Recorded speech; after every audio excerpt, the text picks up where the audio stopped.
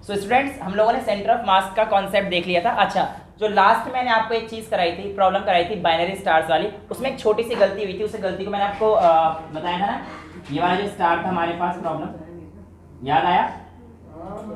तो इसमें मैंने यहाँ से जो डिस्टेंस लिया था, एक g m1 m2 bye are square लिया था, ये तो कोई दिक्कत नहीं थी। इसको मैंने एक फोर्स के इक्वल रखा था, F इक्वल टू ma के इक्वल रखा था ना, तो m v square upon r ले लिया था। ये r मत लेना यार, क्योंकि इस बॉडी से जो r है तो यहाँ तक का थोड़ी लेंगे, सेंटर ऑफ मास का लेंगे ना। ये तो ग्रेविटेशनल फोर्स लग रहा है, ठीक है, ये तो पूरा r आएगा, लेकिन इसका जो r आएगा ये यहाँ से यहाँ तक 2r/3 आया था, तो इस डिस्टेंस को क्या कर देंगे आप 2r/3 कर देना, बस बाकी सब कुछ सही है। तो मैंने वहां पे इसको भी r ले लिया था, बस ये मिस्टेक थी, इस r को 2r/3 कर देना। जो लास्ट क्वेश्चन हमने उन्होंने प्रीवियस वीडियो में किया था, आप लोग एक बार देख सकते हैं। डस्टर साहब गायब हो चुके हैं और अभी मिलने का नाम नहीं ले रहे हैं। मिल गया? थैंक यू बेटा, थैंक यू सो मच। ठीक है, सो वेल अब हम लोग देखते हैं कि आज का जो हमारे पास टॉपिक होने वाला है, वैसे तो पूरा रिलेटेड है ना, लेकिन फिर भी ऐसा मान के चलता हूँ कि हम लोगों ने पहले नहीं पढ़ा है, मान के चल रहा हूँ, पढ़ा तो है। लीनियर मोशन को रोटेशनल के साथ एनालॉगस बनाएंगे, कंपेयर करेंगे, और उन्हीं इक्वेशन का यूज करते हुए आज हम लोग देखेंगे कि रोटेशनल में चीज़ें कैसे होने वाली है। यानी कि हमारा सेंटर ऑफ मास खत्म, अब हम लोग किस पे आ चुके हैं? रोटेशनल वाली चीज़ों पे आ चुके हैं। इक्वेशन मैं पहले एक बार लिख देता हूँ यहाँ पर, लीनियर वाली, तो हमारे पास क्या थी? v is equals to u plus a t. मैं क्या बोल रहा हूँ? मैं एनालॉग चलाऊंगा, तो एक तरफ मैं यहाँ पर लिख देता हूँ लीनियर, और एक तरफ मैं यहाँ पर लिख देता हूँ रोटेशनल। यानी कि जो कहानी हमारे पास इस तरफ चलेंगी लीनियर में, वही सेम कहानी हमारे पास रोटेशनल में भी चलती है, बस चीज़ों को बताने का तरीका अलग हो जाता है। यस, डब्ल्यू नॉट जिसे बच्चे बोलते हैं, वो ओमेगा बोलना शुरू कर दें क्योंकि रोटेशनल पढ़ रहे हैं। ओमेगा याद नहीं रहता। अब हमारे पास बेटा ये सर्कुलर मोशन है, राइट। अगर मैं बात करता हूँ डिस्टेंस की, तो यहाँ पर देखिए, जैसे कि आप अगर लीनियर डिस्टेंस की अगर बात करेंगे, तो आप अगर यहाँ से यहाँ पर गए, इसी चीज़ को तो आप लीनियर डिस्टेंस बोलेंगे। लेकिन जब आप सर्कुलर मोशन करेंगे तो इसे एस ना बोलकर हम लोग किसकी टर्म से बताएंगे सारी चीजों को? थीटा। ठीक है, यानी कि लीनियर मोशन में एस का एनालॉग क्या आएगा? थीटा आने वाला है। ठीक है, हमारे पास इनिशियल वेलोसिटी और फाइनल वेलोसिटी को रिप्रेजेंट करने के अलग तरीके हो सकते हैं। मैं ऐसा करता हूं कि ओमेगा तो वी के एनालॉगस ले लेता हूं, और ओमेगा नॉट इसको मैं इनिशियल ले लेता हूं यू के लिए। ठीक है, आप लोगों को याद होगा ए जो एक्सेलरेशन था ये हमारे पास अल्फा के सिमिलर रहा करता था। परफेक्ट, कोई दिक्कत नहीं। तो ये सर्कुलर मोशन में एनालॉग जो चीज़ हम लोग यूज़ करने वाले हैं वो सारी ये रहने वाली है। अगर मैं इस इक्वेशन को इसकी टर्म्स में लिखना चाहूँ तो रोटेशन में इक्वेशन हो जाएगी omega is equals to omega not plus alpha t. दूसरी इक्वेशन हमारे पास होती थी s is equals to u t plus half a into t square linear के केस में।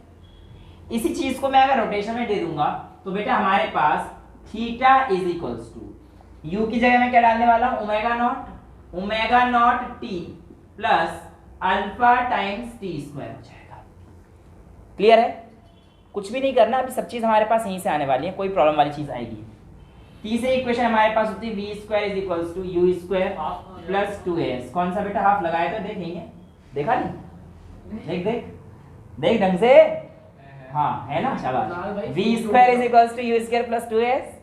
सो हमारे पास ये क्या आ जाएगा? Omega square is equals to omega not square plus 2 alpha theta. यहां तो कोई प्रॉब्लम नहीं आनी चाहिए। क्लियर है? अब हम लोग एक चीज और पढ़ते हैं, लीनियर के केस में जो भी काम हमारा फोर्स किया करता था, यहां पर एक नया आपको सिस्टम मिलने वाला है, एक नई क्वांटिटी आपको मिलने वाली है, टॉर्क। क्या मिलने वाली है? टॉर्क।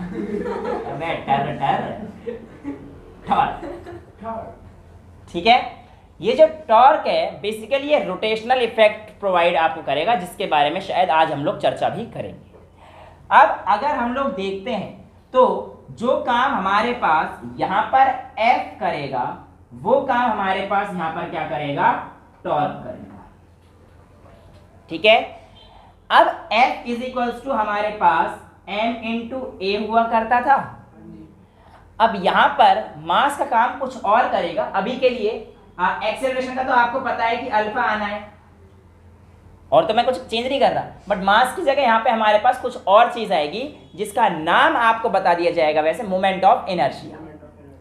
मोमेंट ऑफ इनर्शिया, और उसको हम लोग आई से रिप्रेजेंट करते हैं, और ये आई आपके पास m टाइम्स आर स्क्वायर से आएगा। पूरी डेरिवेशन हम लोग जब करेंगे तब आराम से सीख लेंगे। बस अभी एनालॉजी याद रखने के लिए कि इसको हम लोग कैसे याद रखेंगे, ये सारी चीजें आप लोगों को पता रहनी चाहिए कि रोटेशनल मोशन की जो एनालॉजी है लीनियर के साथ वो किस किस टर्म से वेरी करती है, कैसे वेरी करती है, ये आप लोगों को पता होनी चाहिए। जिस तरीके से हम लोग वहां पर v is equals to ds upon dt लिखा करते थे भाई, वेलोसिटी निकालने के लिए पोजीशन को with respect to time differentiate करा करते थे, ऐसे ही सेम यहां पर हमारे पास ओमेगा की value d theta upon dt है। डेल्टा ओमेगा की वैल्यू आपके पास θ2 minus θ1 upon T2 minus T1। Average velocity निकालते थे, अब एवरेज एंगुलर वेलोसिटी। इन टर्म्स का मतलब थीटा हमेशा किस में आना चाहिए, रेडियन। ओमेगा आपकी एंगुलर वेलोसिटी है, रेडियन पर सेकेंड। अल्फा आपके पास angular acceleration, radian per second square. Clear है? अब इसके अलावा जो आपको एक दो चीजें और याद रखनी है एक्स्ट्रा जो इसे मिलेंगी, वो आएगा एक नंबर ऑफ रिवॉल्यूशन के केस। क्या आएगा? नंबर ऑफ रिवॉल्यूशन का केस। तो नंबर ऑफ रिवॉल्यूशन जो आपके पास आते हैं वो आपका आता है थीटा अपॉन में 2 पाई। तो नंबर ऑफ रिवॉल्यूशन अगर किसी का भी निकालने के लिए बोलेगा तो हम लोग कितना निकालेंगे उसको, थीटा अपॉन 2 पाई। यहां तक सारी चीजें क्लियर है? इतना नोट कीजिए, फिर आगे चलते हैं। सो बेटा आप लोगों के सामने जो अभी कुछ लिखवाया, इतने सारे फॉर्मूले वगैरह लिखे, उसके बेस पे एक छोटू सा क्वेश्चन दिया है आपके सामने। A fan is rotating with a speed of 450 revolution पर मिनट। ये जो फैन चल रहा है, लेट्स से कि हमारे पास 450 रिवॉल्यूशन यानी कि 1 मिनट के अंदर 450 चक्कर काट रहा है। आफ्टर स्विचिंग ऑफ, जैसे ही मैं इसे यहाँ से बंद करता हूँ, it comes to rest. Rest में आने के लिए से कितना टाइम लगता है? 10 second. It comes to rest in 10 second, assuming constant angular deceleration. Assume करना है कि आपका एंगुलर डिसेलरेशन कैसा है, कांस्टेंट है। आपको बताने हैं number of revolutions made by it before coming to rest. कितने नंबर ऑफ रिवॉल्यूशंस रेस्ट पर आने से पहले, बंद करने के बाद वो कंप्लीट करेगा। Your time starts now. So बेटा आप लोगों ने कर लिया होगा, सिंपल सा क्वेश्चन था। पहले यहाँ पे क्या पकड़ना था, हमारे पास ये क्या दे रखी थी, फ्रीक्वेंसी दे रखी थी, ठीक है, रिवॉल्यूशन पर मिनट। इस फ्रीक्वेंसी ये इनिशियल रोटेटिंग आ रहा है, इनिशियल में कहानी दे रखी है, तो हमारे पास इसको f0 जो आपको दे रखा था 450 रिवॉल्यूशन पर मिनट दे रखा था, इसे किस में कन्वर्ट करना पड़ेगा, पर सेकंड में कन्वर्ट करना पड़ेगा पहले। तो ये हमारे पास क्या आ जाएगा, 60 से डिवाइड कर दीजिए, 15/2 15/2 रहने देते हैं, ठीक है। ये हमारे पास क्या आ गया, f0। तो फ्रीक्वेंसी है, इनिशियल फ्रीक्वेंसी। हमें क्या चाहिए होती है, एंगुलर वेलोसिटी। अगर आपको याद हो तो मैंने एक फॉर्मूला कराया था, omega is equals to 2 pi f. Omega is equals to 2 pi f होता है, ठीक है। फ्रीक्वेंसी की टर्म्स में अगर हम लोगों को ओमेगा निकालना होता है, पता है ना कैसे आता है भाई, टाइम पीरियड अगर निकालते हैं किसी सर्कुलर पाथ का, टाइम पीरियड कैसे निकालते हैं, इसकी सरकमफेरेंस 2 पाई आर अपॉन में v। भाई time is equal distance upon speed होता है। तो अगर आप v को यहां पर ना लिखे क्या लिखेंगे, ओमेगा लिखेंगे, है कि नहीं। अब अगर कंप्लीट कर देगा तो डिस्टेंस कितनी हो जाएगी बेटा, 2 पाई आर की जगह 2 पाई थीटा की टर्म से लेंगे ना हम लोग, 2 पाई हो जाएगी। तो आप लोग कह देंगे कि सर हमारे पास ओमेगा की वैल्यू जो आएगी वो आएगी, वैसे तो 2 पाई आर अपॉन टी आएगी, बट अगर मैं इन टर्म्स ऑफ थीटा लिखता हूं तो सर जब कंप्लीट रिवॉल्यूशन करेगा ये, तो हमारे पास थीटा की टर्म से 2 पाई डिस्टेंस कवर किया है इसने, तो ये आ जाएगा 2 पाई अपॉन में टी। तो यहां से 1 अपॉन टी को फ्रीक्वेंसी लिख सकते हैं, इसलिए हमारे पास omega is equal to 2 pi f आता है, ठीक है। सो यहां पर हम लोग क्या निकाला था, omega naught is equals to 2 pi F naught, यानी इनिशियल एंगुलर वेलोसिटी हमारे पास क्या हो जाएगी, omega naught 2 pi F naught हो जाएगी। और ये 2 पाई एफ नॉट में हमारे पास एफ नॉट की वैल्यू कितनी आ जाएगी, 2 पाई एफ नॉट की वैल्यू इनटू 15/2, 2 से 2 कट जाएगा, तो ओमेगा नॉट हमारे पास कितनी आ गई, 15 पाई। यहां तक सारी चीज क्लियर है? किसको बेटा? यही तो निकाला है मैंने। 1/10 क्या होता है? फ्रीक्वेंसी। तो ओमेगा का फॉर्मूला है 2πf। तो मैंने ओमेगा निकाल दिया, omega naught is equal to 15π आ चुका है। अब धीरे धीरे पंखा घूमने के बाद क्या हो गया? रुक गया। धीरे धीरे पंखा जो है रुक गया, यानी कि फाइनल वेलोसिटी हमारे पास क्या आ गई? एंगुलर वेलोसिटी 0 आ गई है, राइट। अल्फा का फॉर्मूला याद करो, v इज इक्वल टू क्या होता था? u प्लस at हुआ करता था। अच्छा मैं इसको ऐसे लिख सकता हूँ, v minus U upon T is equal to a। इसी को इसमें यूज कर दो यार, omega minus omega naught upon T is equal to alpha. Omega की वैल्यू आपकी 0 माइनस 15 अपॉन में टाइम कितना दे रखा है? 10। ये आपके पास आ जाएगा अल्फा। माइनस 15/10 डिसिलरेट हो रहा था, या हमें क्वेश्चन में पता पड़ चुका था। यानी कि हमारे पास अल्फा की वैल्यू कितनी आ गई है? माइनस 15/10। हाँ पाई तो है ना दोनों में। आई एम सॉरी, 15 पाई है ना बेटा ओमेगा नॉट की वैल्यू, ठीक है। तो अगर हमारे पास यहां से थीटा निकालना पड़ेगा, तो थीटा इज इक्वल टू क्या हो जाएगा बेटा? इक्वेशन याद करो, s is equal to ut plus half at square. तो theta is equal to omega naught t plus 1/2 at square, ये अल्फा टी स्क्वायर। अल्फा की वैल्यू माइनस 15π/10, तो इधर माइनस लगा दूं, और अल्फा के लिए क्या लिख दूं? 15/10। कोई डाउट किसी को? ओमेगा नॉट की जगह क्या लिख सकता हूं मैं? 15π आया था, 15π। टाइम कितना दे रखा है आपको? 10 सेकेंड। यहाँ पर t का स्क्वायर यानी कि इंटू 10 एक 10 से एक 10 ये गया, 150π माइनस 15, 150/2 75π। कितना आ गया थीटा की वैल्यू? 75π। पूछा क्या गया है क्वेश्चन में आपसे? Number of revolution. फॉर्मूला क्या बताया था नंबर ऑफ रिवॉल्यूशन का आप लोगों के लिए? थीटा अपॉन 2π, यानी कि 75π अपॉन में 2π। ये आ जाएगा आपके पास 37.5 रिवॉल्यूशन, ठीक है। इसको नोट कीजिए, फिर आगे वाले क्वेश्चन पे चलते हैं। ओके सो आपके सामने कुछ क्वेश्चन, चंद क्वेश्चन और आए हैं। पहला क्वेश्चन है, a disc rotating about its axis from rest acquires angular speed 100 revolution in 4 second. आपको बताना है कि इस दौरान उसने कितना एंगल रोटेट किया होगा इन 4 सेकेंड में, in terms of pi. Simple सा क्वेश्चन है, दिमाग लगाएंगे बहुत आराम से हो जाएगा। ये भी सिंपल है, इसमें दिमाग लगाना आराम से हो तो ये भी जाना चाहिए। A particle is moving with constant speed v along the line y is equals to a in positive x direction। अगर छोटा सा हिंट दूं मैं करने से पहले आपको, तो y is equals to a कहने का मतलब जा रहा है y is equals to a, ये डिस्टेंस a है इन पॉजिटिव x डायरेक्शन, ठीक है। इतनी हिंट मैंने आपको दे दी है। Find the magnitude of its angular velocity about its origin when its position makes an angle theta with x axis, यानी कि कहीं पहुंचा होगा और उसका ओरिजिन से एंगल कितना बन रहा है? थीटा। उस समय पर उसकी एंगुलर वेलोसिटी कितनी होगी, ये आपसे पूछा गया है। इस क्वेश्चन को करके दिखाइए, ये आराम से हो जाना चाहिए। ओके पहले वाले क्वेश्चन का तो आ गया आंसर, बहुत ही बढ़िया, ठीक है। Omega is equals to D theta by D T डाला होगा। ओमेगा आपको दे रखा था 100, डी थीटा आपको निकालना था, अपॉन में डी टी टाइम दे रखा है आपको 4 सेकेंड, तो भैया आपके पास d theta is equals to 400 pi आ गया। परफेक्ट है, कोई दिक्कत नहीं। यहाँ पर फंस गए होंगे आप, हाँ ठीक है। बट एक बार थोड़ा सा दिमाग लगाते हैं, कहना क्या चाह रहा है question. Particle is moving constant speed v along the line y is equals to a। एक पार्टिकल है जो कांस्टेंट स्पीड से मूव कर रहा है, यहाँ से लेकर यहाँ तक पहुँच गया। चलो ठीक है, इस पॉइंट पे मैं मान के चल लेता हूँ। अब वो वाली बात चल रही है, जब find the magnitude of its angular velocity about origin when its position, इस पॉइंट वाले पकड़ लिया, इस पॉइंट वाले पकड़ लिया, when its position makes an angle theta with x axis.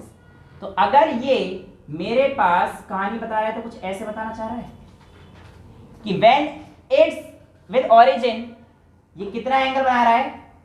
Theta बना रहा है। यहां तक कोई डाउट? लेकिन पार्टिकल चलना कैसे चाह रहा था? अभी भी पार्टिकल सीधे चलना चाह रहा था। ये तो पार्टिकल की वेलोसिटी तो v यहां पे रहेगी, समझ आ रही है भाई? पार्टिकल सीधे जा रहा है ना। ये तो हमें इस पॉइंट के लिए पूछा है कि इस पॉइंट पे मैग्नीट्यूड ऑफ एंगुलर वेलोसिटी क्या होगी। फंस गए सर, ऐसे तो हम बता नहीं सकते क्योंकि यहाँ पे एंगुलर वेलोसिटी में कुछ दिख नहीं रही। देखो बेटा ध्यान से, दिखेगी दिखेगी। आर ओमेगा से निकालेंगे, लेकिन सिर्फ आर ओमेगा से काम नहीं चल पाएगा। बेसिकली अगर मैं आप लोगों को बोलूं इसका थीटा है तो ये भी थीटा आएगा, और अगर ये v है तो आपको यहाँ पे अब दिख रहा होगा कॉम्पोनेंट रिजॉल्व करने का।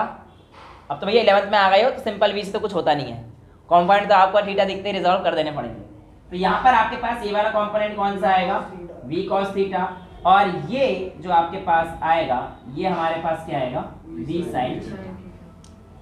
Well well well well well यहाँ पर एक कहानी आती है कि अगर मैं आप लोगों से बोलता हूँ कि मेरे को एंगुलर वेलोसिटी का मैग्नीट्यूड निकालना है, तो मैं v cos थीटा को लूँ या फिर v sin थीटा को लूँ, ये भी बड़ी दिक्कत है भाई। Angular velocity along x axis तो बेटा सिंपल ये हो गया ना, वो तो v है, उससे तो आएगी नहीं। अब मुझे ये जानना था कि v cos थीटा लूँ या फिर v sin थीटा लूँ। तुक्के मारने के लिए तो हम लोग cos थीटा या sin थीटा कुछ ही बोल देंगे, लेकिन क्यों लेंगे sin? क्यों का आंसर है बताओ बताओ, कुछ भी हो सकता है, सोच तो सकते हो। सर्कल बनाना कैसे था, अब वो तो कैसे ही बन सकता है ना, बट पॉइंट पकड़ लिया है बच्चे ने कि सर ये एंगुलर इकाई तभी तो आएगी सर्कल आएगी। तो बेसिकली यहाँ से यहाँ तक की डिस्टेंस हमारे पास क्या हो जाएगी, r, ये क्या हो जाएगी हमारे पास r रेडियस। और हमेशा जब भी अलोंग द लाइन का कंपोनेंट लेंगे ना, वो कभी भी हमारे पास स्ट्रेट लाइन के पाथ पे चला जाता है। तो ऑरिजिन के साथ v cos थीटा तो जा रहा है ना हमारे पास, तो ये सर्कुलर पाथ पे अगर आएगा तो भी बाहर आगे आएगा, उससे मतलब नहीं होगा। यानी कि जो हमारा सर्कुलर पाथ फॉलो कराएगा वो किसकी वजह से आएगा, सिर्फ और सिर्फ v sin थीटा की वजह से आएगा, जो कि इस समय पर यहाँ पर क्या हो जाएगा, परपेंडिकुलर हो जाएगा। एग्जैक्टली। और आपको पता है v is equals to R omega, मैंने आप लोगों को एक चीज बताई थी यूनिफॉर्म सर्कुलर मोशन के दौरान, v is equals to R omega हम लोगों ने किया था, याद है ना, ऐसे करते थे हम लोग। देखो अगर मैं आपसे ये वाला दोबारा से एक बार डिस्कस कर लेते हैं, ये वाला पॉइंट बता देता हूँ सारे अभी कि अगर पार्टिकल यहाँ से यहाँ तक s डिस्टेंस चलता है और ये थीटा होता है, तो ये तो रेडियस है, तो एंगल इज इक्वल्स टू क्या हो जाएगा, r अपॉन रेडियस। तो लीनियर और एंगुलर में रिलेशन क्या होता है, s is equals to r times theta. देखिए r की मल्टीप्लाई करते जाओ तो तुम्हारा आंसर आ जाएगा। ऐसे लीनियर वेलोसिटी में हमारे पास r ओमेगा, इसकी पूरी डेरिवेशन करी थी हम लोगों ने, डेरिवेशन बड़ी नहीं है पर क्यों टाइम वेस्ट करें, हम कर चुके हैं। ऐसे ही हमारे पास एक्सेलरेशन में हमारे पास r टाइम्स अल्फा, यानी कि r की मल्टीप्लाई करते जाते हैं। a is equals to r alpha आता है ना, तो ऐसे तो आता है, समझ गए। तो अब हमारे पास यहाँ पर v is equals to r omega आ गया है, हमें मैग्नीट्यूड से निकाली थी एंगुलर वेलोसिटी की, तो omega is equals to v by r, but v कौन सा बेटा, परपेंडिकुलर, परपेंडिकुलर कंपोनेंट लेना है हमेशा, यानी कि मैं अभी v परपेंडिकुलर ले लेता हूँ क्योंकि हमारे पास परपेंडिकुलर होना चाहिए, तभी हमारे पास जाके सर्कुलर पाथ जो है आएगा। तो ओमेगा, ये सारी चीजें हम लोग डिस्कस कर चुके थे, ठीक है ना। v परपेंडिकुलर बाय r आ गया, ठीक है। अब इसका मतलब मेरे पास अगर r की वैल्यू आ जाती है तो मैं काम चला सकता हूँ अपना। ऐसा करते हैं, v परपेंडिकुलर की वैल्यू डाल देता हूँ मैं, v sin theta by r। इस r की वैल्यू यहाँ से निकाल सकते हैं, यस निकाली जा सकती है। sin थीटा लगा दो, sin theta is equals to p upon h, तो हमारे पास कितना आ जाएगा, a बाय r, ठीक है। r is equals to a by sine theta, यहाँ पे r की वैल्यू डाल दीजिए, a बाय साइन थीटा आ जाएगी। समझ आ रही है ना कहानी सारी। तो omega is equals to v sine theta by a by sine theta, sine theta ऊपर पहुंच जाएगा, तो हमारे पास कितना आ जाएगा, omega is equals to v sine square theta by a, और आपके पास a की वैल्यू भी दे रखी थी और थीटा की वैल्यू दे रखी थी, तो आप इस तरीके से, अगर उसकी वेलोसिटी भी दे रखी थी, अगर ओमेगा पूछता है तो इस तरीके से आप लोग निकाल सकते हैं, ठीक है। समझ में आ गया, इसे नोट कीजिए, फिर हम लोग अपने अगले टॉपिक टॉर्क पे चलते हैं। Okay, now coming back to the topic, जो हमारे पास आज का बड़ा टॉपिक है टॉर्क। मैंने आपको बताया जो काम हमारे पास लीनियर मोशन के दौरान क्या करने वाला है, फोर्स करने वाला है, ये काम हमारे पास यहाँ पे कौन करने वाला है, टॉर्क करने वाला है। कि torque is analogous to force in case of linear motion. Linear motion में जो काम फोर्स करता था, रोटेशनल मोशन में वो काम कौन करेगा, टॉर्क करेगा। टॉर्क क्या होता है, तो बेटा आप लोग मान के चलिए इसे रोटेशनल इफेक्ट। टॉर्क क्या है? एक रोटेशनल इफेक्ट या मोमेंट ऑफ फोर्स। टॉर्क क्या बोल सकते हैं हम लोग? Moment of force. ठीक है, अभी कुछ समय बाद मैं आपकी कपल से इंट्रोड्यूस कराऊंगा, इंट्रोडक्शन कराएंगे। वो वाला कपल नहीं, यहाँ पे एक कपल बनता है, हाँ है ना, अच्छा वाला कपल, फिजिक्स वाला कपल, सॉरी। तो यहाँ पे कहने का मतलब क्या है, अभी आज टॉर्क पढ़ेंगे, आज तो कपल से इंट्रोडक्शन नहीं करेंगे, आज तो टाइम भी कम बचाएगी थोड़ा सा। देखिए टॉर्क बेटा हमारे पास किसी भी बॉडी के रोटेशनल इफेक्ट को बताता है। किसको बताता है? Rotational effect. कितना है, उसका मैग्नीट्यूड क्या है, ऐसे हमें बताया जाता है। थ्योरेटिकल भाषा में टॉर्क जो हमारे पास आता है वो लिखा जाता है torque is equals to R F sine theta. और आपको बताएगा कोई चीज साइन थीटा आई है तो हमारे पास वो torque is equals to R cross F, यानी कि टॉर्क हमारे पास एक वेक्टर प्रोडक्ट है जिसकी ऐसा यूनिट हमारे पास क्या रहने वाली है? Newton metre, force newton, distance metre. यानी कि हमारे पास कुछ कहानी ऐसे रहने वाली है। लेकिन एक अंदरूनी सवाल मेरे दिमाग में जो आता है कि sir why only sine theta is chosen, why not cos theta, why not cos theta? तो इसका आंसर आज मतलब टॉर्क के ना रोटेशनल इफेक्ट कई सारे हैं। जब आप पेंसिल घुमाते हो उसमें टॉर्क लगता है, शार्प जब करते हो, है ना। जब आप पेचकस से पेच खोलते हो उसमें टॉर्क लगता है, जब आप दरवाजे का हैंडल खोलते हो उसमें टॉर्क लगता है, तो वही टॉर्क लगता है। इतना ढक्कन मत खोला करो, उम्र नहीं हुई है। कहने का मतलब है कि समझ रहे हो, अभी से कहाँ कहने का ढक्कन खोल रहे हो तुम लोग? वो तो ओपनर से बोलती है। अच्छा, वेल कहने का मतलब हाँ, ऐसे घुमा के खोलोगे तो उसमें भी टॉर्क लग जाएगा, वैसे इसमें भी टॉर्क लग जाएगा। ठीक है, well coming back to the point कि अभी तो जो एक एग्जांपल जो मेरे सामने है मैं इसका करके दिखा देता हूँ आपको। And why we chose sine theta, ये आपको थोड़ी देर में समझ आ जाएगा, थोड़ी देर में समझ आ जाएगा। देखिए कैमरामैन, हाँ भाई इधर कर दे थोड़ा सा सर की पर्सनल लाइब्रेरी की तरफ घुमा दो। हाँ मेरी लाइब्रेरी की तरफ दिख रहा है, नीचे कर दो, कोई दिक्कत नहीं, इस पे आना चाहिए, बस समझ। यहाँ पे देखना बेटे सारे बच्चे, यहाँ पर अगर आप देखेंगे तो ये एक डोर है और इसका एक नॉब है, ठीक है। इस नॉब पे मैं ये फोर्स की मेरी लाइन आ गई और ये यहाँ से एक थीटा एंगल बना रहा है, दिख रहा है मेरे हाथ और इसके जो हॉरिजॉन्टल प्लेन है, यहाँ पर आपको एक थीटा एंगल दिख रहा है साफ साफ। इस फोर्स का थीटा एंगल किधर पड़ रहा है? ये वाला कंपोनेंट रिजॉल्व करना तो ये वाला कंपोनेंट को आ जाएगा f cos थीटा। अब f cos थीटा यानी कि ये इस तरफ है, इस तरफ जाना है। मैं अगर इसको अगर खींचता भी हूं, गेट खुल रहा है क्या? अच्छा, अगर यहाँ पे मैं कोई चीज लगा के गेट खोल दूं, गेट खुलेगा क्या? नहीं खुलेगा। इसके अंदर की जो अच्छी अच्छी किताबें हैं, अगर तुम्हें उसे लेनी है तो तुम्हें इसका हॉरिजॉन्टल कंपोनेंट तो कोई काम नहीं देने वाला है, यानी कि जो काम देगा वो कौन सा देगा? Vertical component. इस फोर्स का वर्टिकल कंपोनेंट कुछ इस तरफ आ रहा है मेरे पेन की तरफ। अब अगर आप इस पेन को खींचोगे तो आपके सामने खुलता जाएगा, खुलता जाएगा, खुलता जाएगा। और मैक्सिमम कब हो जाएगा? मैक्सिमम कितने पे हो गया? 90 डिग्री। समझ में आया? देखो ना दोबारा से यार, कहानी यही तो हो गई कि सर आपके पास जो फोर्स लगाया था वो इस समय सपोज किसी थीटा एंगल पे है अगर, तो आपका ये हॉरिजॉन्टल कंपोनेंट इससे जब आपने खींचा, इसे इस तरफ खींच के कोई काम नहीं आ रहा। लेकिन जब आपने इसके इधर परपेंडिकुलर कंपोनेंट डाल के इसे खींचा तो वो खुलने चालू हो गया। खुलते खुलते खुलते खुलते आपकी लाइब्रेरी खुल चुकी है, जिसको जो बुक उठानी उठा लेना। अभी ताला मार दूंगा। वेल अब बताइए, किसी कोई डाउट है? प्रैक्टिकल एग्जांपल समझ में आ गया? ऐसा कर लेते हैं, इसको थ्योरेटिकल में अप्लाई करके देखते हैं। मैंने अपना फोर्स लगाया था यहाँ पर, ध्यान सुनना इस चीज को। आपका थीटा कंपोनेंट ये था, यानी कि ये थीटा था, ये मेरा फोर्स था, ये मेरा, क्योंकि समझ में दिक्कत हो जाती है, यहाँ पे समझ में दिक्कत हो जाती है, इसलिए मैंने आपको समझाया। ये वाला जो फोर्स का कंपोनेंट है ये कौन सा है आपके पास? f cos theta. और ये वाला जो कंपोनेंट है ये आपके पास क्या आएगा? f sin theta. मैंने अगर यहां पर किसी एक डिस्टेंस पर, किसी भी एक डिस्टेंस पे फोर्स लगाया, वो डिस्टेंस जो होता है उस डिस्टेंस को कहता है मोमेंट आर्म। जो आर होता है इसको हम लोग मोमेंट आर्म भी बोलते हैं, मोमेंट आर्म। बेसिकली वो डिस्टेंस जहां पर फोर्स आपका लगना चालू हुआ है, आर डिस्टेंस कितना भी हुआ है, आर डिस्टेंस मोमेंट आर्म बोल देते हैं। तो जो आर है इसमें ये क्या है, मोमेंट आर।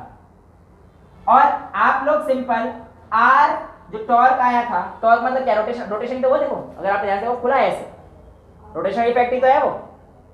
आर किस फोर्स की वजह से आया था, इसकी वजह से या इसकी वजह से, एफ साइन थीटा की वजह से। इसलिए हमारे पास क्या आता है रोटेशन इफेक्ट में हमेशा आर क्रॉस एन। ये आपका एक्सप्लेनेशन होता है कि why we chose sine theta, क्योंकि कॉस थीटा हमारे पास अलोंग द लाइन अगर आके एक्शन करता है उसके, तो कोई काम उसका नहीं होता। इसीलिए कहा जाता है कि टॉर्क जब भी यूज करोगे, टॉर्क जब भी यूज करोगे, कौन सा कंपोनेंट लोगे आप, परपेंडिकुलर कंपोनेंट। यानी कि टॉर्क के लिए आपके पास R इंटू एफ परपेंडिकुलर भी लिख सकते हैं आप। परपेंडिकुलर था ना ये वाला कंपोनेंट जो आया है हमारे पास परपेंडिकुलर हो गया ना इस पॉइंट के, देखो परपेंडिकुलर कंपोनेंट हमारे पास हो गया, तो torque into F perpendicular, F parallel आपके पास कोई टॉर्क नहीं देता, एफ पैरेलल से कोई टॉर्क ऑब्टेन नहीं होगा।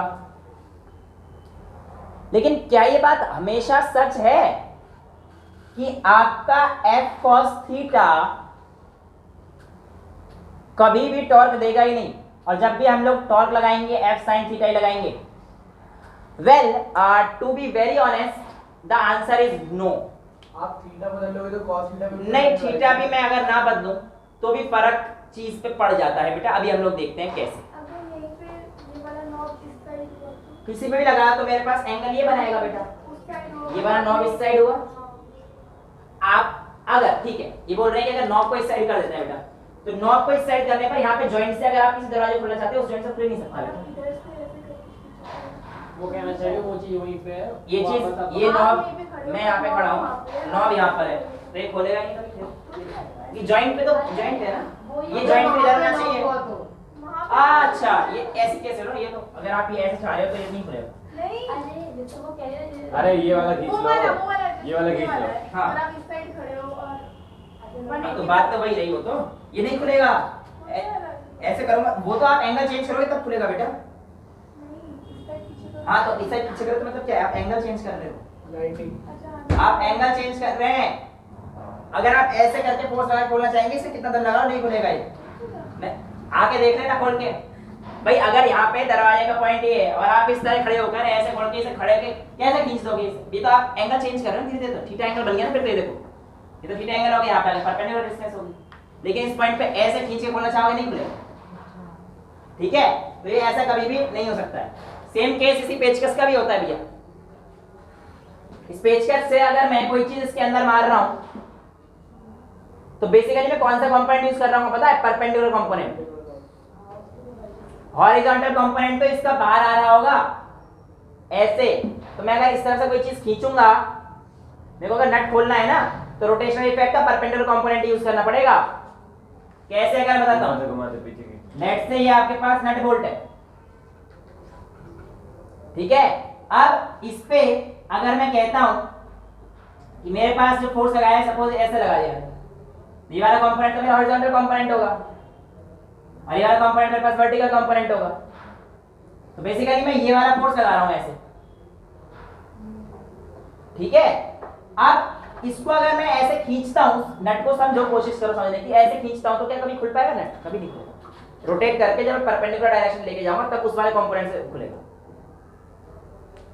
और अगर एक केस ले लेते हैं जिसे मैं आपसे कह रहा था, जरूरी नहीं कि हर बार साइन ही आएगा, हाँ लिखते हम जरूर है कि आर क्रॉस एफ, लेकिन मैं आपको एक ऐसा केस बता सकता हूं जहां पर आप लोग कॉस थीटा की मदद से रोटेशनल इफेक्ट को देख सकते हैं।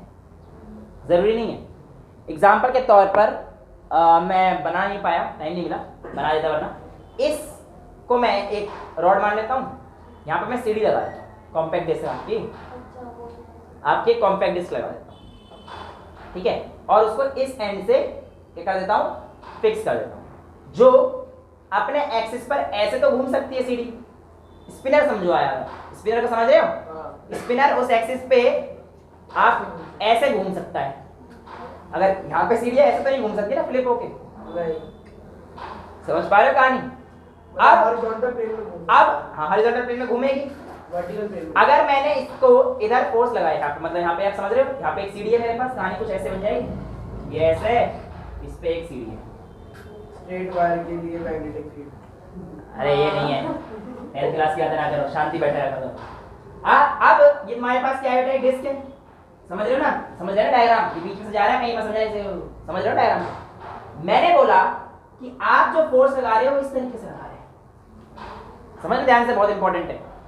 आप जो फोर्स लगा रहे हैं वो यहाँ से अगर इस तरीके से लगाएंगे, पेज रख लो ना उसके ऊपर, पेज से काम भी चल जाएगा, पेज को फाड़ देते हैं। चलो ये एनवायरनमेंट का स्टूडेंट ऐसा काम कर रहा है, फिजिक्स के लिए तो कर रहा हूँ, तो कुल लगा भाई इधर तो घूम सकता है, दिख रहा है ना, घूम रहा है, बढ़िया। लेकिन ये ऐसे तो नहीं घूम रहा ना यार, यानी कि अगर मैं इस पे ऐसे फोर्स लगा रहा हूँ तो देखो ये वाला एंगल में फोर्स लगा रहा हूँ तो किस तरफ घूम रहा है, अपने एक्सिस के अलावा तो घूम सकता है, बट क्या ऐसे घूम जाएगा, नहीं घूमेगा।